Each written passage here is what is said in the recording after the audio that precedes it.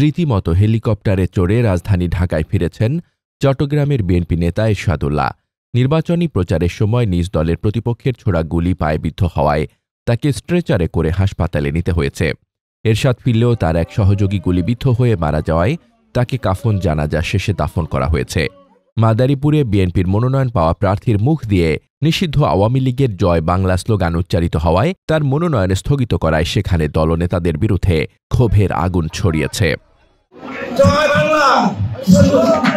সাতক্ষীরায় বিএনপির প্রার্থী বাছাই ভুল হয়েছে জানিয়ে সড়ক অবরোধ করে দিনের পর দিন বিক্ষোভ করেছেন স্থানীয়রা, কিন্তু বিএনপি নির্বিকার। জুলাই সনদ বাস্তবায়ন ও গণভোট নিয়ে সিদ্ধান্ত নিতে রাজনৈতিক দলগুলো একমত না হতে পারায় রাজপথে সব নাটক মঞ্চস্থ হচ্ছে বলে মনে করছেন বিশ্লেষকরা। সরকারের দেওয়া এক সপ্তাহ সময়সীমার মধ্যে দলগুলো কোনো ধরনের সমঝোতায় আসতে পারেনি। জামায়াতে ইসলামী বলছে তারা বিএনপিকে আলোচনার আহ্বান জানালেও দলটি তাতে সাড়া দেয়নি। যেগুলো নিয়ে আজকে সমস্যা আসলে সব ইস্যু নিয়ে আমরা বসি, উত্তেজনা হয়েছে, আবার পানি ঢেলে দিলে তো আগুন। জবাবে বিএনপি বলেছে আলোচনার উদ্যোগ সরকারকেই নিতে হবে। সিদ্ধান্ত নিতে রাজনৈতিক দলগুলোকে 7 দিনের সময় দিয়েছিল সরকার, কিন্তু সময় শেষ হওয়ায় সিদ্ধান্তহীনতায় জর্জরিত গোটা জাতি। এখন সরকার নয়, নির্বাচন কমিশন ডেকেছে বিএনপিকে। তবে কথার গোলাবর্ষণ চালিয়ে যাচ্ছে বিএনপি। কখনো নির্বাচনের আগে গণভোটের দাবির বিরুদ্ধে, আবার কখনো জামায়াতকে স্বাধীনতা বিরোধী বলে জনগণের অনুকম্পা জোগাড়ের চেষ্টা করছেন বিএনপি নেতারা। 1971 সালে মুক্তিযুদ্ধের বিরোধিতা করেছেন। 71-এর গণহত্যা, ধর্ষণ, নারকীয় হত্যাযজ্ঞের কারণে নিষিদ্ধ করতে হবে।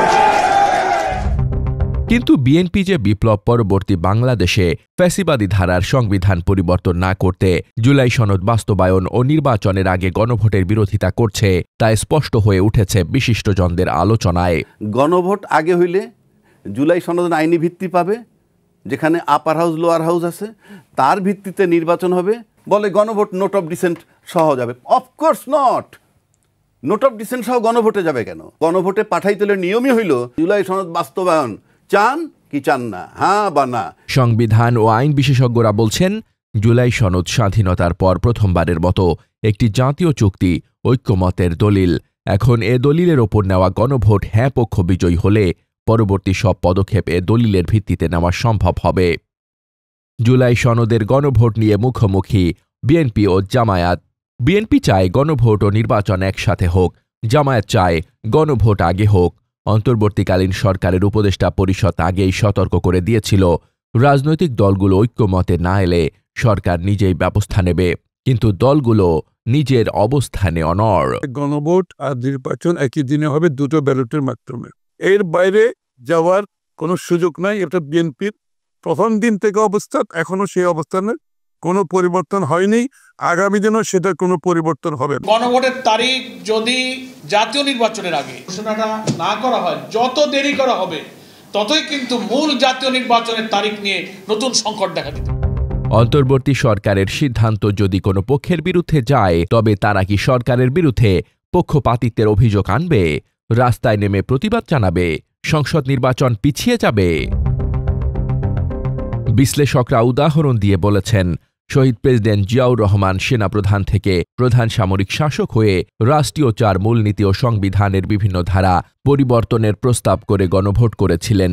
গণভোটে হ্যাঁ বিজয়ী হওয়ায় জিয়াউর রহমান তার পরিকল্পিত পরিবর্তন সংবিধানে সংযোজন করেছিলেন। পরে সেনা শাসক এরশাদ গণভোটের একই পথ অবলম্বন করেছিলেন। এখন একই পথে হাঁটতে সমস্যা কোথায়, তার জবাব মিলছে না। গণঅভ্যুত্থানের পর 15 মাস কেটে গেছে, কিন্তু রাজনৈতিক দলগুলো এখনও একটি স্পষ্ট সমঝোতায় আসতে পারেনি। একদিকে জনগণের অপেক্ষা, অন্যদিকে রাজনৈতিক টানাপোড়েন। সনদের ভবিষ্যৎ এখন সরকারের হাতে। আলোচনার সময় ফুরিয়ে আসার সাথে সাথে প্রশ্নটা জোরালো হয়ে উঠছে, দেশের জনগণের ভাগ্য নিয়ে ছিনিমিনি খেলছে কারা? তারা জাতীয় ঐক্যমত্য প্রতিষ্ঠার বদলে জাতীয় অনৈক্য প্রতিষ্ঠার একটা প্রচেষ্টা গ্রহণ করেছেন।